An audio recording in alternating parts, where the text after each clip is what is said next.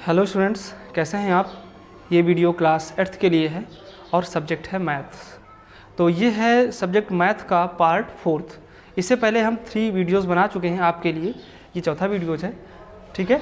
तो इसमें हम क्या देखेंगे, इसमें हम समझेंगे सब्सट्रैक्शन ऑफ रैशनल नंबर्स। ये चैप्टर रैशनल नंबर का चल रहा है। इसमें हम एक्सरसाइज 1.3 आज करेंगे। एक्सरसाइज 1.2 तक हम कर चुके हैं। तो एक्सरसाइज 1.2 में क्या था, एडिशन था, एडिशन ऑफ रैशनल नंबर्स। अब इसमें सब्सट्रैक्शन ऑफ रैशनल नंबर्स करेंगे, ठीक है। ध्यान दीजिए, इधर क्लास 8th के लिए है। एक्सरसाइज 1.3 आने से पहले हम थोड़ा सा सब्सट्रैक्शन को समझ लेते हैं। सब्सट्रैक्शन का मतलब होता है घटाना। सब्सट्रैक्शन ऑफ रैशनल नंबर्स, इसमें रैशनल नंबर्स को घटाना सीखेंगे। अभी तक हम रैशनल नंबर को जान चुके हैं, रैशनल नंबर को ऐड करना जान चुके हैं। अब रैशनल नंबर को घटाना जानेंगे। देखो, जब हम रैशनल नंबर को ऐड करते थे, मान लो एक रैशनल नंबर 2/3 है, दूसरी रैशनल नंबर -3/5 है, मान लो -3/5, ये दूसरी रैशनल नंबर है। अब हमको इनको ऐड करना होता था, ये चीज़ तो हम ये करना जान चुके हैं। क्या करते थे, एलसीएम आता था, फिर वो सारी चीज़ें होती थी। अगर हमको सब्ट्रैक्ट करना है तो यहाँ पे साइन माइनस का आ जाएगा, बाकी कुछ नहीं।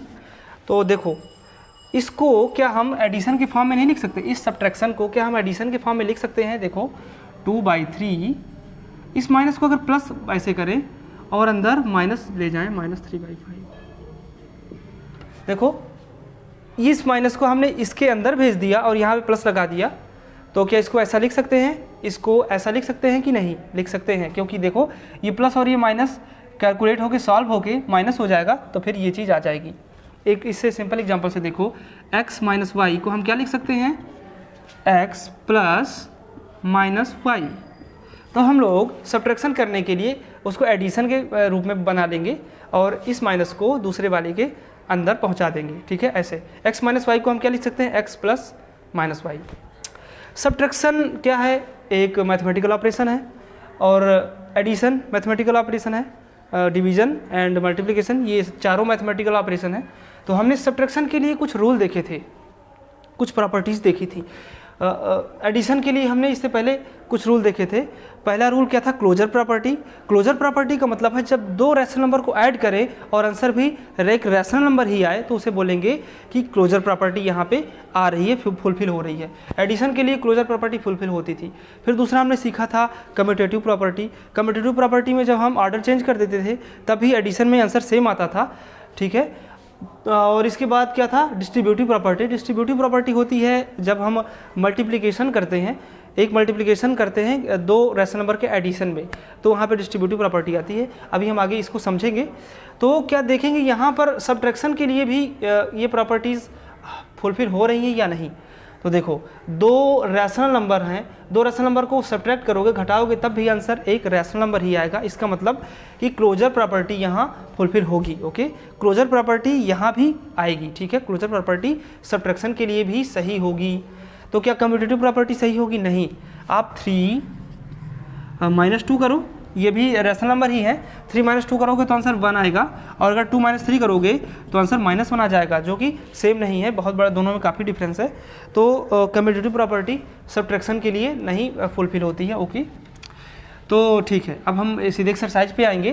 तो बस आपको इतना ध्यान रखना है कि सब्ट्रैक्शन में आप इसको एडिशन के फॉर्म में इसको लिख सकते हो सब्ट्रैक्शन को, और इसका जो माइनस का साइन है उसको आप दूसरे वाले नंबर के अंदर भेज सकते हो, ठीक है। एक्सरसाइज 1.3 का पहला क्वेश्चन नोट करेंगे।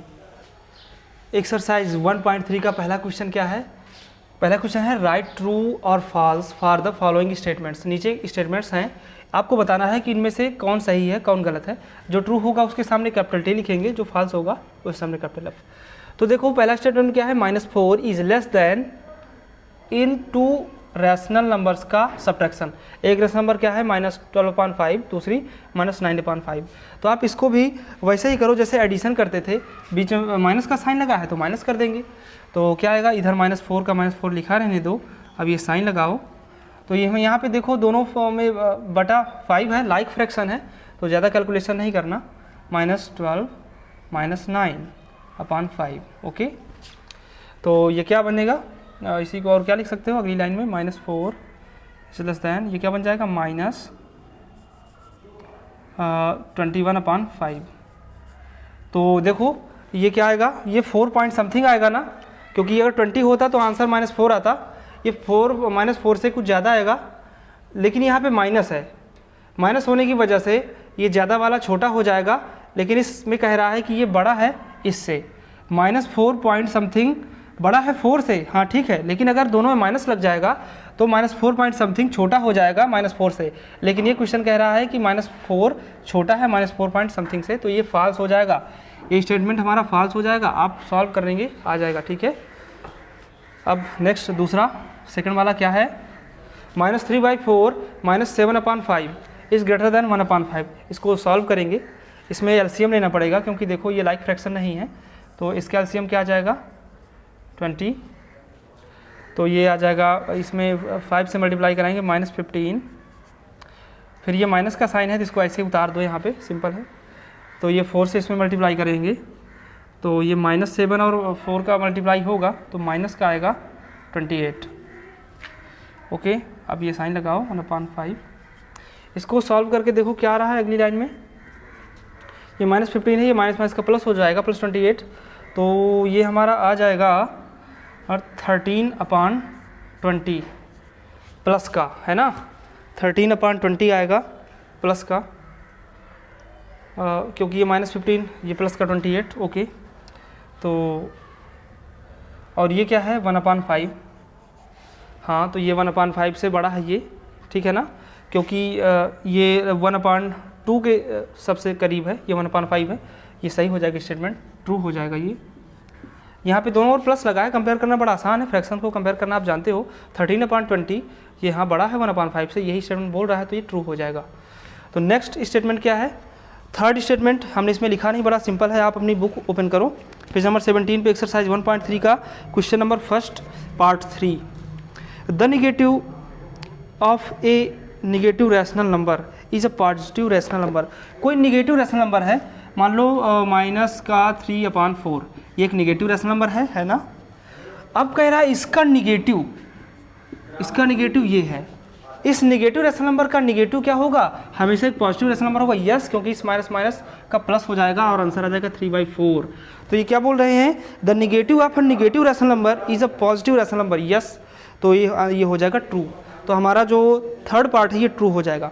फोर्थ पार्ट आप देख लो, हमने यहाँ पे राइट किया हुआ है, थर्ड पार्ट ट्रू हो जाएगा, ठीक है, कन्फ्यूजन नहीं रखिएगा। फोर्थ पार्ट है, if x and y are two rational numbers such that x is greater than y, then x minus Y is always a positive rational number, yes, ये भी true हो जाएगा। कह रहे हैं कि x और y कोई दो रैशनल नंबर्स हैं जिनमें से x बड़ा है y से, ओके, x y से बड़ा है, तो क्या इनका जो डिफरेंस है ये हमेशा एक पॉजिटिव रैशनल नंबर आएगा, यस, सही है, ठीक है, तो ये ट्रू हो जाएगा। क्वेश्चन नंबर 2 पे आएंगे अब, ओके, आप सब क्वेश्चन नंबर 2 देखिए। क्वेश्चन नंबर 2 क्या है, find the difference. In parts में क्या है, डिफरेंस निकालना है, डिफरेंस का मतलब घटाना, अंतर निकालना, तो इसमें से इसको घटाना है, सब्ट्रैक्ट करना है। तो क्या करोगे, आप ऐसे कर सकते हो कि आप सिंपल इनका एलसीएम निकालो, 75 आएगा, 15 एंड 25 का एलसीएम 75, 75 को डिवाइड करो 15 से तो क्या आएगा 4 आएगा, नहीं 5 आएगा, 5 को फिर 13 से मल्टीप्लाई करो 65 आ जाएगा। फिर ये वाला जो साइन है वही यहाँ पे उतार दो, इससे इसको डिवाइड करोगे तो क्या आएगा 3 आएगा, 75 को 25 से डिवाइड करने पर 3, फिर 3 को 12 से मल्टीप्लाई कराएंगे 36, फिर इसको सिंप्लीफाई करो, 65 में 36 को घटा दो, ये बनेगा 9 और ये 29/75, ये हमारा आंसर हो गया सब्ट्रैक्शन का, ठीक है। तो ये तो बड़ा सिंपल वे में हमने किया, इसको और कैसे कर सकते हैं देखिए हम बताते हैं आगे। आपने अभी तक एडिशन किया था, सब्ट्रैक्शन नहीं किया था, तो इसको आप एडिशन के फॉर्म में चेंज कर लो। इसको आप क्या लिख सकते हो, 13/15, और ये माइनस को यहाँ पे प्लस कर दो और इस माइनस को इसके अंदर भेज दो, जो हमने बताया था अभी, तो ये क्या हो जाएगा -12/25, ऐसे बन जाएगा ना। ये माइनस यहाँ लिखा हो या चाहे यहाँ लिखा हो, दोनों सेम चीज़ है ना, तो हमने ऐसे कर दिया। अब हम सिंपल एडिशन करेंगे, वही प्रोसेस होगा, 75, तो ये 5 टाइम्स, तो ये आ जाएगा 65, यहाँ पे प्लस है, ये प्लस उतार लिया, यहाँ पे 3 आएगा डिवाइड करने पर, तो -12 में जब 3 से मल्टीप्लाई कराओगे तो माइनस का 36 आएगा, ओके।